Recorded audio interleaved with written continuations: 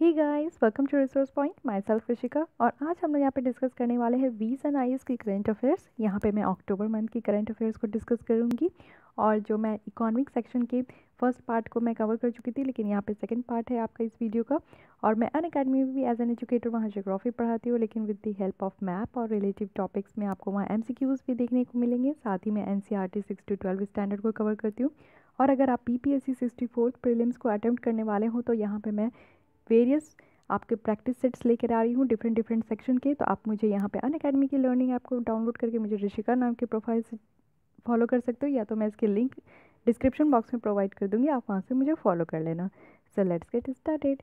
सो यहाँ स्टार्ट करते हैं हम लोग नेक्स्ट टॉपिक से, जो कि है fourth industrial revolution. World economic forum ने लॉन्च किया है सेंटर का फोर्थ इंडस्ट्रियल रिवोल्यूशन, जो कि इंडिया में होगा। और ये हमारा और न्यूज़ में क्यों था, क्योंकि सेंटर ने ये इसको बेस्ट रखा है महाराष्ट्र से। और ये आपका सेलेक्टेड है, इसमें ड्रोन, आर्टिफिशियल इंटेलिजेंस और ब्लॉकचेन, जो कि 3 आपके मेजर प्रोजेक्ट्स है। और ये वर्क करेगा कोलैबोरेशंस जो कि आपका गवर्नमेंट के साथ होगा नेशनल लेवल में, जिसमें कि आपका को डिज़ाइन किया जाएगा न्यू पॉलिसी फ्रेमवर्क्स और प्रोटोकॉल्स, जिसमें कि आपका टेक्नोलॉजी को इमर्ज किया जाएगा। नीति आयोग है जो कोऑर्डिनेट करेगी partnership on the behalf of government के बिहाफ से सेंटर के साथ। अब इस फोर्थ इंडस्ट्रियल रिवोल्यूशन का इम्पैक्ट क्या पड़ने वाला है, तो ये आपका कॉइन किया जा रहा है किसान क्योस खेवाब, जो कि 2016 में है। ये वर्ड आपका जो फोर्थ इंडस्ट्रियल रिवोल्यूशन है, ये वर्ड जो है दिया गया है आपका क्योब क्योस्क शोवाब। ओके। सो ये फ्यूजेस करता है आपका फिजिकल और डिजिटल एंड बायोलॉजिकल स्फेयर में, और ये ट्रांसफॉर्म करेगा आपका ग्लोबल प्रोडक्शन सिस्टम को। इसमें टेक्नोलॉजी एडवांस देखी जाएगी, जैसा कि आपका इंटरनेट ऑफ थिंग्स, जिसको आईओटी कहते हैं। इट मीन्स क्या होता है कि अगर आप मैन का, ह्यूमन बींग्स का डिजिटल से कनेक्शन। ओके, हम लोग जो है गैजेट से कनेक्ट हो जाएंगे। जैसे अगर आप बाहर हो और घर में आना चाहते हो और आप चाहते हो कि आपकी रूम थोड़ी कूल रहे, तो आप ऑटोमेटिक घर में पहुंचने से पहले ही आप अपने मोबाइल को ऑपरेट करके एसी को ऑन कर सकते हो। या फिर आप फ्रिज ओपन करने से पहले ही आप फ्रिज के अंदर देख सकते हो कि उसके अंदर कौन कौन सी मटेरियल है। तो आप गैजेट से कनेक्ट होना। Okay, communications between human and gadgets, इसको हम लोग कहते हैं internet of things.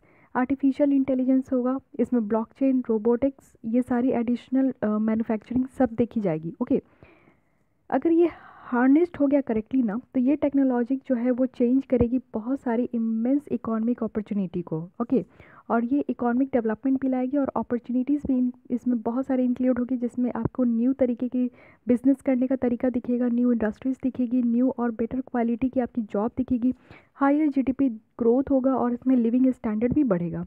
Work place और ऑर्गेनाइजेशन जो है वो आपका स्मार्टर हो जाएगा और इफ़िशियंट हो जाएगा मशीन के जैसा। और यहाँ पे आपका कैपेसिटी बढ़ेगा, जिससे कि हम लोग कॉस्ट को रिड्यूस कर पाएंगे। यहाँ पे हम लोग बिजनेस की नेसेसिटी को रिड्यूस कर पाएंगे, और हम लोग फिजिकल प्रेजेंस जो है वो कम हो पाएगा। ओके, तो ये जो है आपका डिस्ट्रैक्शन इफेक्ट भी पड़ेगा टेक्नोलॉजी फील्ड डिस्ट्रप्शन में, और ऑटोमेशन बढ़ेगा, जिसमें कि हम लोग सब्स्टिट्यूट कैपिटल देखेंगे लेबर वर्क फोर्स में।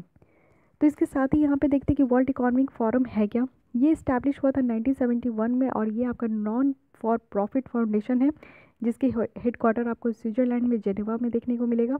ये आपका इंटरनेशनल ऑर्गेनाइजेशन है पब्लिक प्राइवेट कॉरपोरेशन का, और ये फोरम इंगेज करता है आपका फॉरमोस्ट जितने भी पॉलिटिकल, बिजनेस और अदर जो सोसाइटी के लीडर्स होते हैं उनको। ओके, तो वर्ल्ड इकोनॉमिक फोरम जो सेंटर का है वो आपका फोर्थ इंडस्ट्रियल रिवॉल्यूशंस के लिए आपका नेटवर्क सेटअप करेगा। तो ये जो ग्लोबल नेटवर्क होगा सेंटर का, इसमें आपका फोर्थ इंडस्ट्रियल रिवॉल्यूशंस होगा, जो कि जितने भी गवर्नमेंट होंगे, लीडिंग कंपनीज होगी, सोसाइटी और एक्सपर्ट्स होंगे, उनको एक साथ लाएगा और एक को डिज़ाइन डेवलप होगा, और इसमें इनोवेटिव अप्रोच अपनाया जाएगा। अब देखते हैं फोर्थ इंडस्ट्रियल रिवॉल्यूशन और इंडिया। तो इंडिया में क्या क्या अपॉर्चुनिटीज़ होंगे। इंडिया जो है एक पाइवटल रोल प्ले कर सकता है, जिसमें कि आपका जो फोर्थ इंडस्ट्रियल रिवॉल्यूशन है वो सेव करेगा और बेनिफिट करेगा हमारे डेमोग्राफिक डिविडेंड को।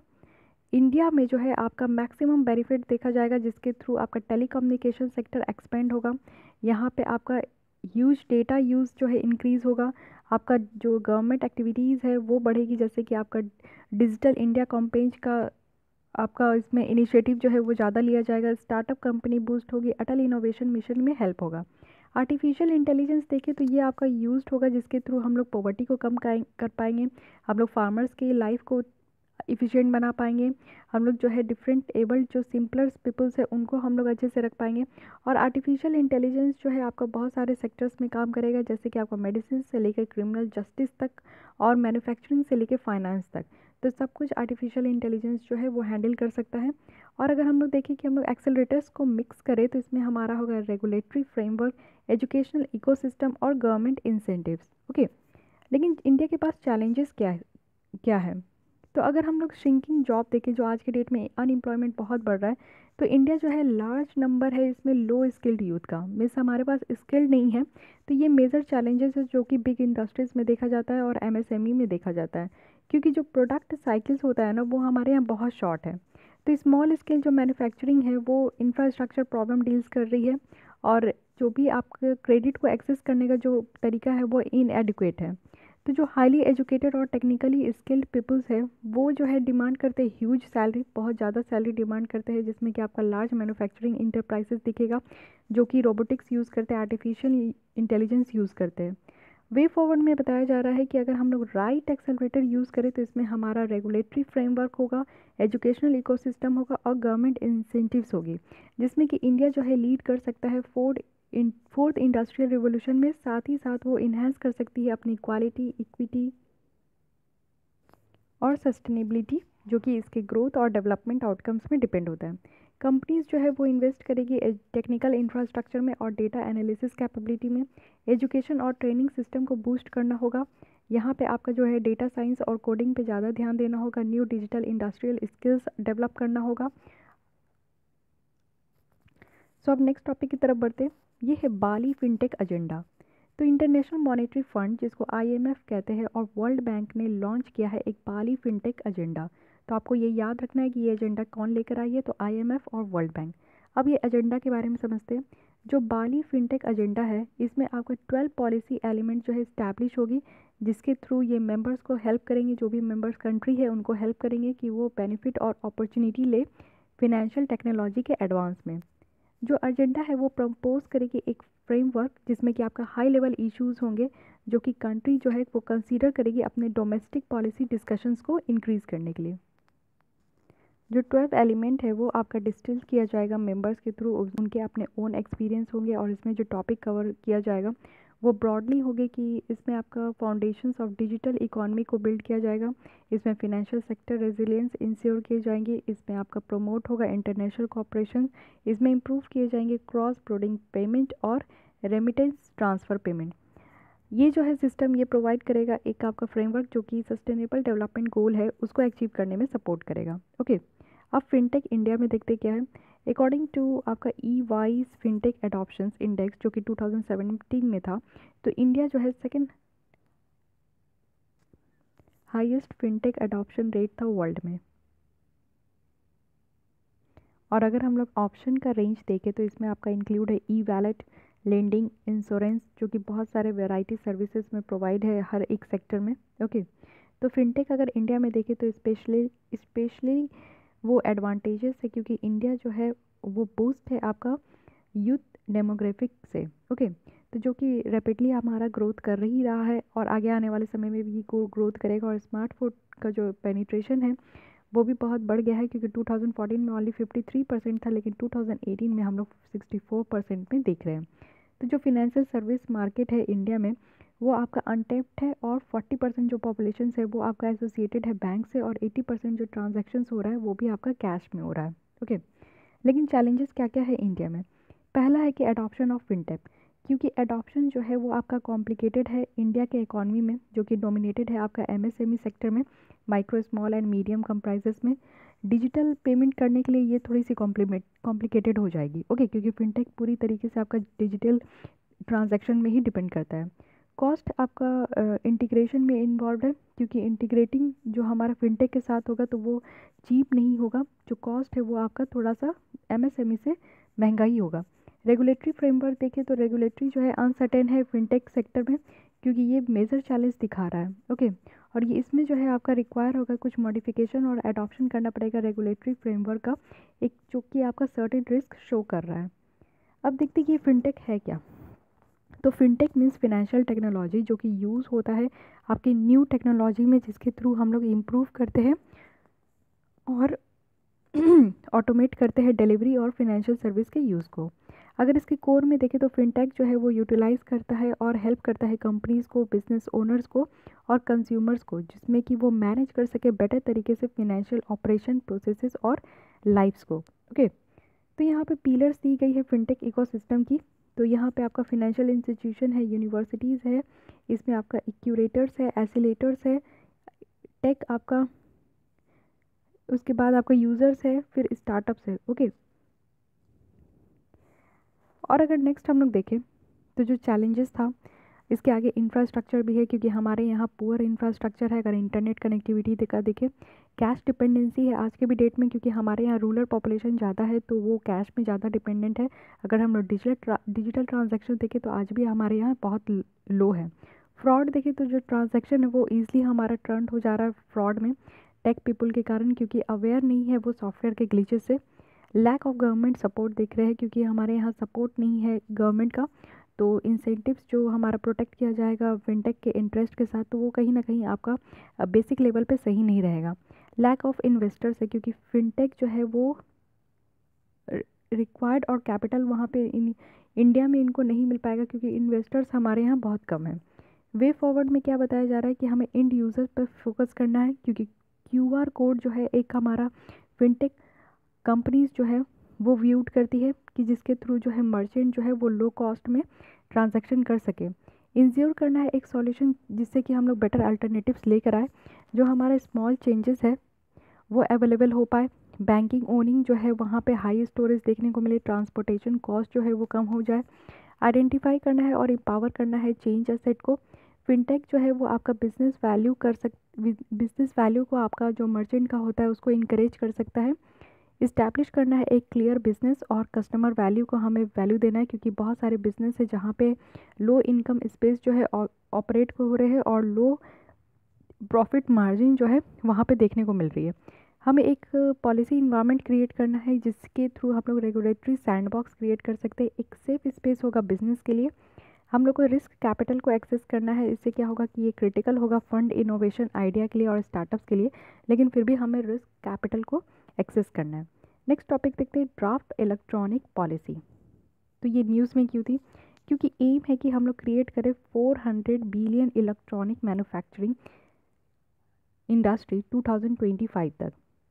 जो मिनिस्ट्री ऑफ इलेक्ट्रॉनिक्स और इंफॉर्मेशन टेक्नोलॉजी है, जिसको हम लोग मीटी कहते हैं, वो अब एक इस ड्राफ्ट के साथ आई है नेशनल पॉलिसी ऑन इलेक्ट्रॉनिक्स 2018 के साथ। ओके, तो ये सेक्टर हमारा इलेक्ट्रॉनिक्स एंड जो आपका इलेक्ट्रॉनिक सेक्टर है वो इंडिया में कैसा है? तो ESDM जो सेक्टर है इंडिया में वो आपका फॉलोइंग 6 सेगमेंट से बना हुआ है। पहला है सेमीकंडक्टर डिज़ाइन मैन्युफैक्चरिंग, दूसरा है इलेक्ट्रॉनिक कंपोनेंट, तीसरा है इंफॉर्मेशन टेक्नोलॉजी, चौथा है आपका system and hardware, telecom product and equipment, consumer electronics and strategic electronics. तो ये 6 सेगमेंट है जिससे मिलकर बना है। इंडिया जो है अलाउ करती है 100% FDI, जो कि ऑटोमेटिक रूट से देखा जाता है। गवर्नमेंट जो है वो अट्रैक्ट कर रही है, आपका अटैचेज है high priority electronic hardware manufacturing से, और ये आपका एक इम्पॉर्टेंट पिलर है जिसमें कि मेक इन इंडिया और डिजिटल इंडिया दोनों डिपेंडेंट है। इंडिया इलेक्ट्रॉनिक्स अगर हार्डवेयर प्रोडक्शन देखें तो वो इंक्रीज़ हुआ है इतना से, मीन्स आप अमाउंट पढ़ लो इतना से इतना। ओके, तो ये आपको एग्जैक्ट डेटा नहीं, लेकिन इतना आपको याद रखना है कि हाँ ये इंक्रीज़ हुआ है। अगर हम लोग एशोकैम रिपोर्ट के द्वारा देखें तो इलेक्ट्रॉनिक इंपोर्ट जो है इंडिया से किया गया है वो हमारा $300 बिलियन जो है 2020 तक बढ़ जाएगा। लेकिन नेशनल पॉलिसी ऑन इलेक्ट्रॉनिक्स का ज़रूरत क्यों पड़ा? क्योंकि इलेक्ट्रॉनिक्स हार्डवेयर मैन्युफैक्चरिंग सेक्टर जो है वो अभी लेवल प्लेइंग जो फील्ड होता है ना उसमें वो कमी दिख रही है, और जो कॉम्पिटिंग नेशंस है वो हमारा बहुत पीछे है। दूसरा है कि इन्वायरमेंट, तो ये आपका इसमें एम है कि हम लोग प्रमोट करें और रिसर्च इनोवेशन और इंडस्ट्री को सपोर्ट करें ग्रीन प्रोसेस के लिए और सस्टेनेबल ई वेस्ट मैनेजमेंट के लिए। ग्लोबल प्रेजेंस देखें तो ये फोकस करता है जिसमें कि हम लोग ग्लोबल लीडर बन सकते हैं इलेक्ट्रॉनिक मैन्युफैक्चरिंग सेक्टर में। गवर्नेंस स्ट्रक्चर देखें तो ये क्रिएट करेगा एक तरह का गवर्नेंस स्ट्रक्चर जो कि गवर्नमेंट के अंदर होगा, जो कि आपका कैटर करेगा specific needs of ESDM sector का। नेक्स्ट टॉपिक देखते हैं डेटा लोकलाइजेशन, जो कि बहुत इंपॉर्टेंट है। ओके, जब से फेसबुक ने जो हमारा डेटा को ब्रीच कर दिया है और डेटा को जो है उन्होंने सेल कर दिया है कैम्ब्रिज एनालिटिका को, तब से ये डेटा लोकलाइजेशन जो है एकदम बर्निंग टॉपिक आ गया है। ओके, तो रिजर्व बैंक ऑफ इंडिया जो है वो डेटा लोकलाइजेशन पॉलिसी जो है उसको बनाने की कोशिश करी है डोमेस्टिक पेमेंट कंपनीज़ के लिए और ग्लोबल काउंटरिंग करने के लिए, जो कि इंडियन पेमेंट के लिए होगी। तो ऐसे 80% प्लेयर्स है पेमेंट इंडस्ट्री में, जिसमें कि आपका अमेज़ॉन है, पेटीएम है, व्हाट्सएप है, जो कि आपका इस लोकल स्टोरेज ऑफ डेटा से कंपाइल करते हैं। अब डेटा लोकलाइजेशन पॉलिसी की समझते कि ये है क्या। तो डेटा लोकलाइजेशन जो है एक तरह का कंसेप्ट है जिसमें आपका पर्सनल डेटा जो है कंट्रीज़ का रहता है। ओके, और ये स्टोर होता है कंट्री में। तो कुछ डायरेक्शंस जो है वो रिस्ट्रिक्ट किया जाता है, जिसमें कि ये फ्लो करना इंटायरली आपका प्रोहिबिटेड होता है। अगर हम लोग अभी देखें तो बहुत सारे ऐसे क्रॉस बॉर्डर डेटा ट्रांसफ़र है जो कि हमारे इंडिविजुअल बायलेटरल के द्वारा गवर्न किए जाते हैं, जो कि आपका म्यूचुअल लीगल असिस्टेंस ट्रीटीज़ होता है उसके द्वारा गवर्न किया जाता है। अगर हम अप्रैल के पहले देखें तो आरबीआई ने एक इशू किया था सर्कुलर मैंडेटिंग, जो कि पेमेंट डेटा जो है ना वो स्टोर किया जाएगा सिर्फ इंडिया में ही अक्टूबर से। ओके, तो अब डेटा लोकलाइजेशन की ज़रूरत क्यों पड़ी। तो डिजिटल डेटा जो इंडिया का है वो हमारा है 40,000 पीटाबाइट्स, 2010 का ये डेटा है। तो ये अब शूटअप हो गया होगा 2.3 मिलियन पीटाबाइट। ओके, 2020 तक ये और बढ़ जाएगा और ये और ट्वाइस होगा जैसे कि ग्लोबल रेट बढ़ रहा है। तो इंडिया हाउसेस है इन सारे डेटा का, जो कि हमारा सेकंड लार्जेस्ट इन्वेस्टर है डेटा सेंटर का। ओके, तो डेटा एक तरह का आज के डेट में न्यू ऑयल है, जो कि प्रोवाइड कर रहा है हमारे बैकबोन को, जिसके थ्रू लोकलाइजेशन ड्राइव बनाया जा रहा है। ओके, तो डेटा से आज के डेट में मार्केटिंग बहुत अच्छी हो रही, बिजनेस जो है बहुत बूम हो रहा है, तो इसलिए कहा जा रहा है कि data is the new oil. और ई कॉमर्स पॉलिसी जो है वो एक सिमिलर स्टैंस लेके आई है, जिसमें कि डोमेस्टिक इनोवेशन देखा जा रहा है। डेटा प्रोटेक्शन रिपोर्ट जो है वो भी मेंशन कर रही है कि इंडिया की जो डिजिटल इकॉनमी है उसमें डेटा लोकलाइजेशन की ज़रूरत है। इंडिया जो है सेकंड हाईएस्ट आपको फिनटेक एडॉप्शन दिखेगा, जो कि वर्ल्ड में है, और ये क्रिएट कर रहा है मल्टीपल अपॉर्चुनिटी, जिसके थ्रू पेमेंट ट्रांजैक्शन डेटा जो है हम लोग अपने पास रख सकेंगे। तो इशू देखते हैं कि डेटा लोकलाइजेशन में क्या है, ग्लोबल कंपनीज़ क्या स्टैंड कर रही है और डोमेस्टिक कंपनीज़ क्या स्टैंड कर रही है। तो ग्लोबल कंपनीज़ जो है जैसे आपका पेपल दिखेगा, वीज़ा दिखेगा, मास्टर कार्ड दिखेगा, वो पेमेंट सर्विस प्रोवाइडर्स को जो है वो उसके साथ लिंक होके, जैसे कि आपका गूगल है, अमेज़ॉन है, इसके साथ लिंक होके वो कुछ और टाइम दे रही है और ये जो है अलाउड करती है डेटा का मिरर। ओके, लेकिन डोमेस्टिक कंपनीज़ के साथ देखें तो डोमेस्टिक कंपनीज जैसे हमारा पेटीएम हो गया, फ़ोनपे हो गया, वो हमारा बहुत आज के डेट में स्ट्रांगली बाहर निकल के आया है। लेकिन उनकी तरफ से क्या है कि जो डेटा लोकलाइजेशन है ये इम्पॉर्टेंट है नेशनल सिक्योरिटी के लिए। ओके, उसके बाद बताया जा रहा है कि जो लोकलाइजेशन है वो आपका एक लार्जर प्रेजेंस है इंडिया में ओवरऑल, जैसे कि आपका लोकल ऑफिस हो गया और टैक्स लिएबिलिटी जैसे इंक्रीज़ होता है।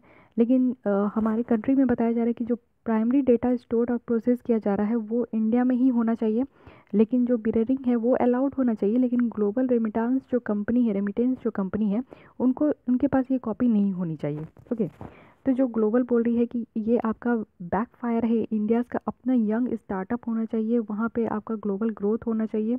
ओके, ग्लोबल पेमेंट प्लेयर्स जो है वो इंक्रीज़ करें अपना इन्वेस्टमेंट कंट्रीज़ में। तो इस तरीके की बातें की जा रही हैं। लेकिन हम लोग देखते हैं कि डेटा लोकलाइजेशन में चैलेंजेस क्या हैं। तो मिसयूज़ हो सकता है डेटा का। ओके, क्योंकि यहाँ पे जो डेटा हम लोग अपने पास रखेंगे इंडिया में, तो मिसयूज़ होने की भी चांसेस है, लीक होने की भी चांसेस है। साइबर सिक्योरिटी, क्योंकि हमारे यहाँ एक अच्छी साइबर सिक्योरिटी है नहीं, बिजनेस जो है इंडिया में वो ऑलमोस्ट आपका रिस्क है साइबर सिक्योरिटी अटैक से। उसके बाद देखिए कि इंक्रीज़ ऑफ कॉन्फ्लिक्ट, क्योंकि ये इसमें आपका कॉन्फ्लिक्ट भी इंक्रीज़ हो सकता है प्रोटेक्शनिस्ट पॉलिसी के थ्रू।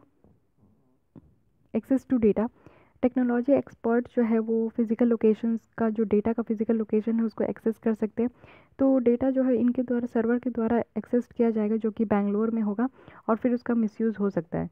क्लाउड कंप्यूटिंग सॉफ्टवेयर देखें तो क्लाउड कंप्यूटिंग सॉफ्टवेयर जो है वो एडवांटेज ले सकती है इकोनॉमिक्स ऑफ स्केल का, और इंफ्रास्ट्रक्चर जो आर्किटेक्चर है चारों ओर वर्ल्ड का उसका भी।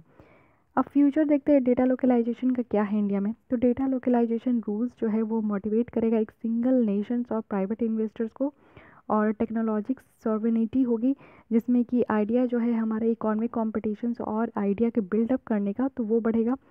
और डेटा लोकलाइजेशन से क्या होगा कि हमारी जो भी सोशल नेटवर्किंग साइट्स की जो डेटा है वो हमारे ही कंट्री में रहेगी, जिससे क्या होगा कि कभी भी कोई डेटा लीक होने की बात हुई या ब्रीच होने की बात हुई तो उसको हम लोग टैकल कर सकते हैं। आज की डेट में क्या है कि फेसबुक की जितनी डेटा है वो यूएस के पास है, तो अगर डेटा जैसे फेसबुक के फाउंडर ने, मार्क जुकरबर्ग ने जैसे हमारे डेटा को ब्रीच कर दिया, लीक कर दिया, तो हम लोग क्या कर सकते हैं? हम लोग कुछ नहीं कर सकते। अगर हम लोग को क्लेम भी करना होगा तो जो अमेरिका की वहाँ पे कंपनी है जहाँ पे हमारा डेटा लोकलाइज्ड है, तो वहाँ तक पहुँचने के लिए भी बहुत लंबी प्रोसेस है। ओके, तो ये एक इसको कह सकते हैं इनसिक्योरिटी की बात, और हम लोग कुछ कर भी नहीं सकते। लेकिन हमारे यहाँ अगर डेटा रहेगा तो उसके लिए हम लोग एक तगड़ी रूल्स रेगुलेशन तो लेके आ सकते हैं ना। तो यही सारी बात है। अगर हम लोग देखते हैं साथ ही कि डेटा लोकलाइजेशन दूसरे कंट्री में कैसा है, तो रशिया में कैसा है कि यहाँ पे मोस्ट रिस्ट्रिक्टिव रेगुलेशन है डेटा फ्लो के लिए। चाइना में देखें तो यहाँ पे मैंडेट है कि लोकलाइजेशन होना चाहिए, जितने भी इंपॉर्टेंट डेटा है उसका लोकलाइजेशन होता है, मीन्स डेटा को रखा जाता है, वो मैंडेट है। यूएस का देखा जाए तो यहाँ पे आपको रेगुलेशन जो है अप टू द स्टेट दिखेगा, क्योंकि यूएस में आपको 51 स्टेट्स दिखते हैं, तो वहीं उस हर स्टेट का एक अपना अपना डेटा लोकलाइजेशन होता है। अगर यूरोपियन यूनियन का देखें तो यहाँ पे आपका जनरल डेटा प्रोटेक्शन रेगुलेशन है, जो कि आपका इसमें स्पेसिफिक डेटा रेगुलेशन रूल नहीं दिया गया है। अब नेक्स्ट देखते हैं इंश्योरेंस सेक्टर इन इंडिया। तो ये न्यूज़ में क्यों है? क्योंकि इंडिया का जो इंश्योरेंस गैप वाइडन होते जा रहा है, क्योंकि इंश्योरेंस का जो गैप है वो बढ़ता जा रहा है। ओके, पेनिट्रेशन कम हो रहा है लेकिन ये बढ़ता जा रहा है। एक रिपोर्ट बता रही है कि a world at risk closing the insurance gap, जो कि आपका लॉयड है लंदन का, उन्होंने ये रिपोर्ट के द्वारा ये बताई है। तो इंश्योरेंस सेक्टर इंडिया में देखते कि क्या हाल है। तो इंडियन इंश्योरेंस सेक्टर जो है वो बेसिकली डिवाइड है आपका दो कैटेगरी में। पहला है लाइफ इंश्योरेंस में और दूसरा है नॉन लाइफ इंश्योरेंस में। यानी कि पहला लाइफ इंश्योरेंस जो कि हम लोग अपने लाइफ के लिए इंश्योरेंस कराते हैं, दूसरी है कि नॉन लाइफ इंश्योरेंस, जैसे हम लोग कुछ चीज़ों के लिए कराते हैं, कार के लिए कराते हैं, फ्रिज के लिए कराते हैं, टेलीविज़न, मोबाइल, ये सब का जो इंश्योरेंस कराते हैं उसको हम लोग नॉन लाइफ इंश्योरेंस कहते हैं। तो जो दोनों लाइफ इंश्योरेंस और नॉन लाइफ इंश्योरेंस है वो आपका इड्डा के द्वारा गवर्न किया जाता है। इड्डा है insurance regulatory and development authority of India. ये हमारे यहाँ एपेक्स ऑर्गेनाइजेशन है जो कि इंश्योरेंस कंपनी को रेगुलेट करती है। अगर हम लोग लाइफ इंश्योरेंस में देखें तो एलआईसी जो है वो एक सोल पब्लिक सेक्टर कंपनी है। अगर इसके अलावा देखें तो नॉन लाइफ इंश्योरेंस में यहाँ हमारे 6 पब्लिक सेक्टर इंश्योरेंस आते हैं। ओके, तो इंडिया में देखें जो इंश्योरेंस गैप है वो वाइडन होते जा रहा है। 2012 में कितना था? $19 बिलियन, और 2018 में ये $27 बिलियन हो गया है। ओके, जो कि आपका नॉन लाइफ इंश्योरेंस पेनिट्रेशन जो है वो इम्प्रूव्ड हो रहा है। तो इंडियन का जो इंश्योरेंस मार्केट है वो एक ह्यूज बिजनेस अपॉर्चुनिटी है। इंडिया में करेंटली आपको 1.5% जो है वर्ल्ड का टोटल इंश्योरेंस प्रीमियम देखने को मिलेगा। इंडिया का जो लाइफ इंश्योरेंस सेक्टर है वो बिगेस्ट है वर्ल्ड का। इसमें आपको 360 मिलियन पॉलिसीज़ दिखेंगे, जो कि एक्सपेक्ट करता है कि अभी कंपाउंड एनुअल ग्रोथ रेट के साथ साथ वो और बढ़ेगा। इंडिया में जो आपका इंक्रीज हो रहा है एफडीआई लिमिट, वो आपका 49% से 26% जो है इंश्योरेंस सेक्टर में देखने को मिला है, और इन्वेस्टमेंट भी जो इंश्योरेंस में हुआ है वो भी इंक्रीज़ हुआ है। ओके, अब इड्डा के बारे में जानते हैं। इड्डा आपका इस्टेब्लिश हुआ था 1999 में, और ये आपका इड्डा एक्ट के अंदर हुआ था। ये रिस्पॉन्सिबल है कि ये रेगुलेट करती है, प्रमोट करती है, और जितनी भी ग्रोथ है आपका इंश्योरेंस और री इंश्योरेंस बिजनेस का वो इंडिया में देखती है। इंश्योरेंस गैप क्या होता है? ये एक तरह का मेजर्स है जिसमें आपका टोटल वैल्यू ऑफ एसेट्स देखते हैं, और ये डिवाइड किया जाता है वैल्यू ऑफ एसेट्स जो कि प्रोटेक्टेड है इंश्योरेंस कवर के द्वारा। अब देखते हैं इंश्योरेंस का रोल क्या होता है। तो पहला है कि ये प्रोवाइड करती है सेफ्टी और सिक्योरिटी। इंश्योरेंस जो है फिनेंशियल सपोर्ट देती है, और ये अनसर्टेनिटीज़ जो बिजनेस में और ह्यूमन लाइफ में होती है उसको रिड्यूस करती है। दूसरा है कि ये जनरेट करती है फिनेंशियल रिसोर्सेज। ये जनरेट करती है आपकी फंड जिसमें कि कलेक्ट करती है प्रीमियम, और फर्दर ये इन्वेस्ट करती है गवर्नमेंट सिक्योरिटीज़ में और स्टॉक में। ये प्रमोट करती है इकोनॉमिक ग्रोथ। इसके द्वारा जनरेट किया जाता है एक जो भी वो इकोनॉमिक में एक पॉजिटिव और इम्पैक्ट देती है, और ये डोमेस्टिक सेविंग्स को भी मोबिलाइज करती है। ये प्रोवाइड करती है आपकी कैपिटल, जिसमें कि आपको प्रोडक्टिव इन्वेस्टमेंट देखने को मिलेगा। इसमें आपका फिनेंशियल सर्विस जो है स्प्रेड होता है रूरल एरियाज़ में। इड्डा जो रेगुलेशंस है वो आपका सर्टेन मिनिमम बिजनेस जो है वो प्रोवाइड करती है।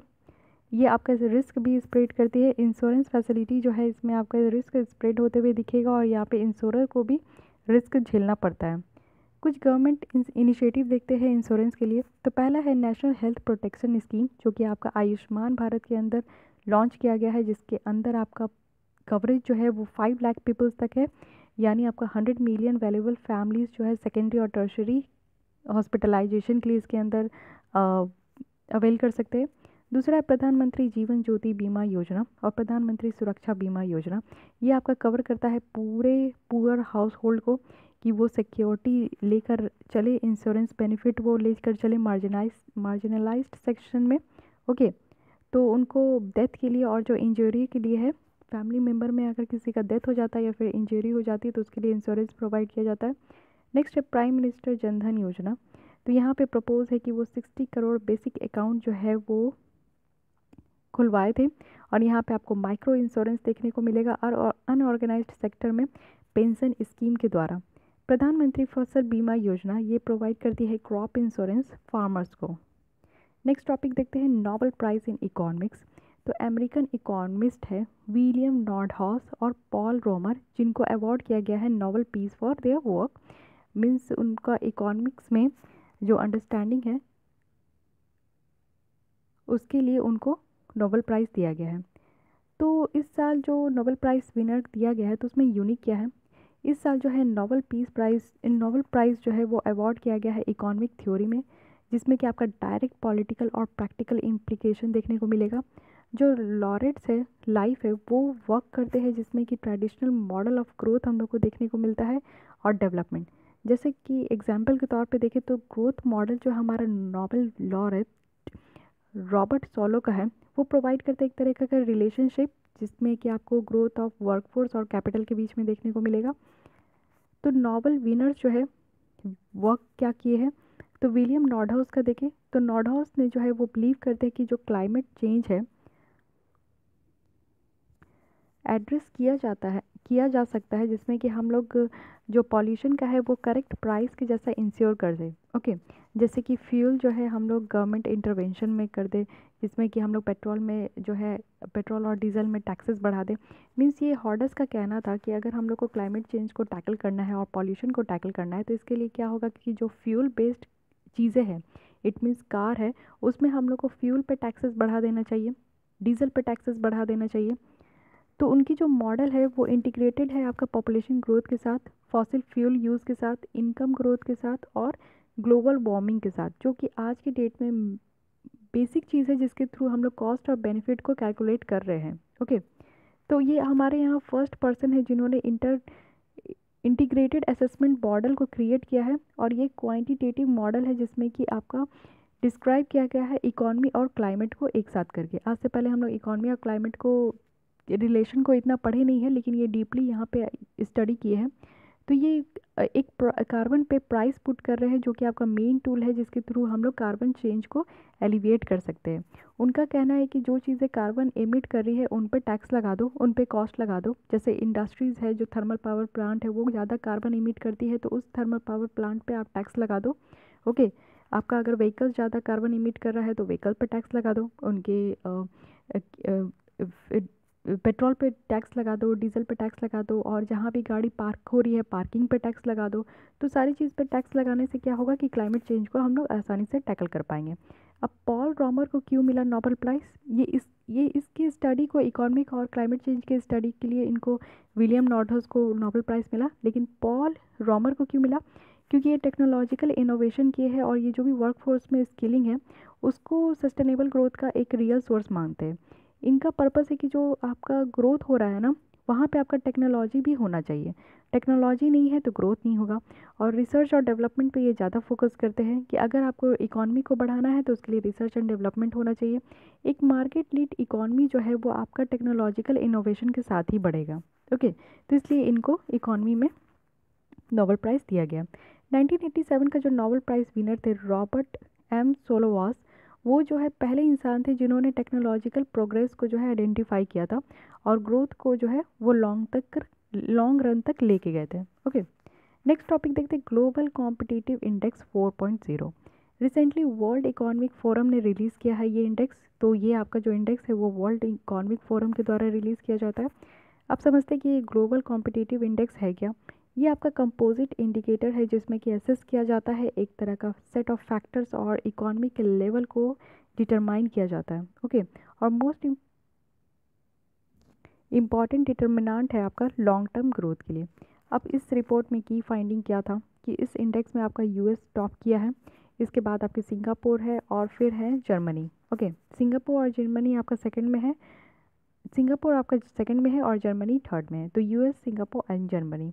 अगर हम लोग ब्रिक्स इकोनॉमीज़ में देखें तो चाइना ने टॉप किया है और ये आपका 28th प्लेस में है। अगर इंडिया का देखें तो इंडिया आपका 58th प्लेस में है, रशिया जो है 43rd में है, साउथ अफ्रीका आपका 67th में है, ब्राज़ील आपका 72nd में है। ओके, सो अगर ऑब्जर्वेशन देखें इंडिया के लिए और उसके नेबरिंग कंट्री के लिए, तो इंडिया जो है एक साउथ एशिया में एक ड्राइविंग फोर्स है कॉम्पिटिटिवनेस के लिए, और इसका रैंक जो है वो 5 प्लेसेस बढ़ा है 2017 से, और ये लार्जेस्ट गेन है हमारा G20 इकोनॉमिक्स में। ओके, टॉप परफॉर्मर है अपर और लोअर मिडिल इनकम ब्रैकेट में, जैसा कि चाइना हो गया, इंडिया हो गया, ये आपका एक आउट परफॉर्मिंग और हाई इनकम इकोनॉमिक्स में से आते हैं। So guys, this is the end of economic section. If you like this video, then please like, share and don't forget to subscribe my channel. And if you have any kinds of doubt, you can ask me on comment section. Thank you.